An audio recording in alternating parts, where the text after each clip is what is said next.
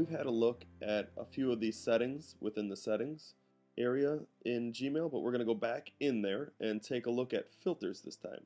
We've already seen general, labels, inbox accounts, forwarding and pop IMAP, as well as themes. But we're going to focus primarily on filters during this part 2 series. In the filter session here, you can see that when you first land in here, your very first time, there's really nothing in here except for you can import filters from other places. If other people have created filters, or if you want to export your filters from a different email client, you actually can do that, or you can just start creating your brand new customized filters right here by clicking on the create a filter. Let's just stop here for a second before I even create this filter and just discuss very briefly what a filter is. A filter is exactly what it sounds like. You can filter out garbage. If you don't want to receive an email from somebody, you can say, if I receive an email from this person again, I want it to go straight to trash. Kind of like protecting yourself by creating your own little spam folder. Or maybe it's not necessarily spam and you don't think it's trash, but you know you don't want to read it right away. It's just an advertisement that you get monthly, and you do want to check it at some point, but don't bother my inbox. So you can create a filter to shove it over there. But filters are even more powerful than that, in that you're going to see that you can create filters for good things, for people that you do want to hear from, or responses that you may want to make back instantly to specialized individuals or email addresses. Enough of me babbling on about this. Let's just go ahead and research and see and work with this to really get a flavor for how it functions. So you could say anything that comes from Bill at maliciousware.com is going to be filtered out. So it's the from line, you have the to lines, subject, has, doesn't have. So you could say, or instead of you saying Bill from maliciousware, you could say, does it have the words shoes? Because I don't want to get any advertisements about shoes. Anytime it says something about shoes, I want to create a filter.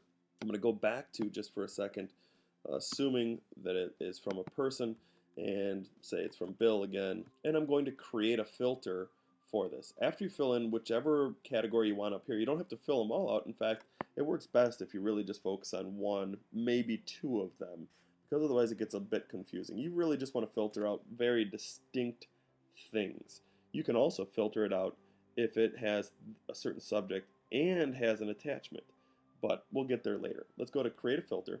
Once you decide what you're filtering, now you have to create the type of filter that you want to make. So Bill at Malicious here can be filtered out in many, many, many different ways. Maybe Bill at Malicious is my best friend, and every time it comes in, I want it to go into the star it category, which also maybe my inbox is set so that all of the start items float to the top like we looked at before.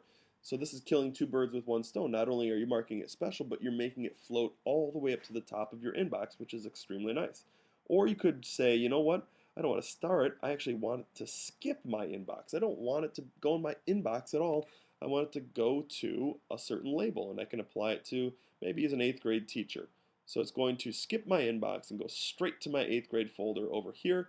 And my 8th grade folder doesn't even show up over here because remember, I told it not to show up unless there's a brand new unread email in there. So that 8th grade folder will automatically magically show up over on the side over here with a number 1 next to it, letting me know, hey, I have an unread item in here, but you know what, it's not in my inbox, cluttering things up.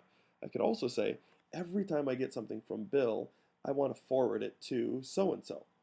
So you could actually mark that instead of the apply, or a whole bunch of other things. You can do never send it to spam, which just basically whitelists it. You could say, this is my best friend and his stuff keeps going into spam, so I want to whitelist this person. And you can do all of these different varieties of things that will enact on or filter out or any messages from Bill, no matter what. And if you take a look right here, you'll see that I can apply this. And if I had a whole bunch of emails from Bill before, I could even tick this off down here at the bottom, which says, also apply this to any of the previous emails that I've received from Bill. In this case, I've never received an email from this individual. But had I, it would show up maybe 122 matching emails. And if I tick this off, all of the 122 matching emails, as well as any future ones, would be labeled as 8th grade. I think you get the idea of how these work now a little bit. but I'm going to back up and show you how you might filter things out using a to in a sort of bizarre but very effective way. I'm going to come back into settings now, and you'll remember way back from the beginning when I showed you about logging in that you could put in dots in between parts of your username. You could put do4com at Gmail, or you could put do.for.com at Gmail, and they'll all log you into the same place. But that provides you an interesting way to create very creative and very user-friendly filters for yourself. You could say anything that is addressed to do.for.com at Gmail is going to be garbage, because this is the email that I use to sign up when I sign up for garbage email. If I'm just signing up for some dumb magazine that I actually am not interested in, or some sweepstakes, and they always want that valid email. Well, this is actually a valid email. Do.for.com is a valid email. I can even check it. But I'm going to set it up so that every single time I get email from somebody that goes to this, regardless of who it's from, whether it's from Nike or if it's from Caterpillar or from anywhere in the world, if they're sending it to this address, I know it's garbage. So I can come in here to create, and I could say skip the inbox and go straight to my trash folder or someplace else. I could just create a garbage folder, like a miscellaneous or any kind of folder that I want. Or I could just say mark it as read and put it in. There we go. Mark it as read and skip the inbox, which just means that it archives it. It's someplace out there for me sometime if I want. That is a very, very clever and ingenious way to create filters. And just to give you an idea of how much filtering I do and how much I employ filtering and all the different ways that I can do it, I'm going to take you to my personal account and show you my filters. My personal account, and I have literally pages of filters, and you can see I have everything from never send it to spam to apply this label, and many times I use this type of filtering for classes. You can see I have my iPad class here. I also have ePortfolio class in here. And so as I get emails from individuals about or from those classes, they always have a certain subject line, or I have those people's emails pre-programmed so that they automatically go into a particular class.